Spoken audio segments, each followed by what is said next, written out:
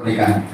Nah, Ibang katanya penasaran di tempat sama Ustadz yang belum pernah berangkat umroh atau haji, bicara tentang umroh atau haji gimana? Canggung pasti. Nah begitupun Ustadz yang belum pernah mati. Jadi pantasnya Ustadz yang pernah mati yang ngomong kematian. Jalangkung. Mas siapa orang? Jalangkung. Tapi alhamdulillahnya kita ada bocoran. Bocoran kita Al-Qur'anul maka dikatakan zalikal kitabu la raiba fihi hudal lil kitab Al-Qur'an itu tidak ada keraguan kepadanya, hudal lil muttaqin menjadi petunjuk bagi hamba-hamba Allah yang bertakwa kepada Allah Subhanahu wa ta'ala. Siapakah hamba Allah yang bertakwa? Pada ayat selanjutnya Allah kasih 3 ciri itu, ciri hamba Allah yang bertakwa. Yang pertama, alladzina yu'minuna bil ghaib, mereka yang beriman kepada yang gaib. Yang gaib itu yang enggak kelihatan sama panca indera penglihatan kita tuh gaib. Contohnya apa? Kuntilanak. Neraka kelihatan enggak?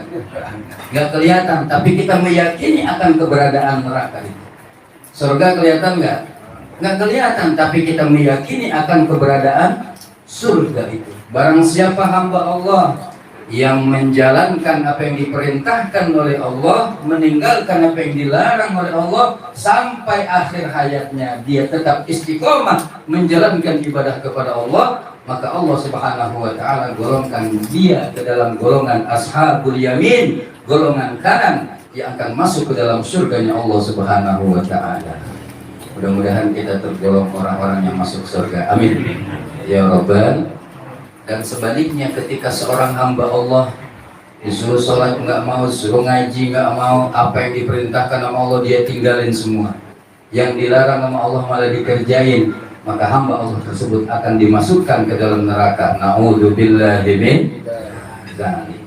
Itu ciri yang pertama, beriman kepada yang gaib. Yang kedua, wa yuqimunas shalah, mereka yang mendirikan amal ibadah sholat.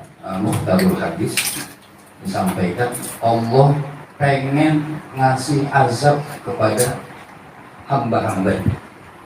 Kenapa? Karena kemaksiatan sudah merajalela. Manusia tingkahnya lebih daripada binatang. Coba kalau kita lihat pembunuhan di mana-mana. Pembunuhan itu sekarang saat ini bukan hanya orang dirampok, tapi diperkosa juga. Udah habis diperkosa, dibunuh. Habis dibunuh, dimutilasi. Habis dimutilasi, dibakar itu jenazah. Sampai setan ngeri kelihatannya.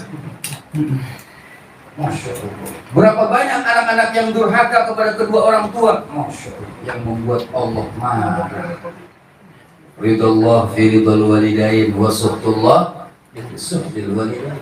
Keridhaan Allah terletak pada keridhaan kedua orang tua kita, dan kemarahan Allah terletak pada kemarahan kedua orang tua kita.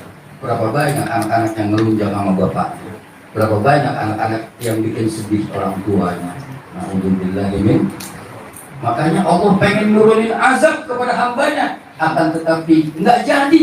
Kenapa? Karena Allah masih melihat hamba-hambanya yang masih mau memakmurkan masjid-masjidnya. Masih ada masjid yang dibuka kalau sholat Jumat. Alhamdulillah. Allah melihat itu. Masih ada hambanya yang zikir, yang beristighfar, bermunajat di tengah malam kepada Allah Subhanahu wa ta'ala. Maka di saat kondisi pandemik saat ini, jangan jauh-jauh dari Allah, jangan jauh-jauh dari rumah ibadah. Itu yang kedua, wa yuqimun shalah. Yang ketiga, wa mimma razaqnahum, mereka yang mau menafkahkan sebagian rezekinya yang kami anugerahkan kepada mereka, yang kami titipkan kepada mereka.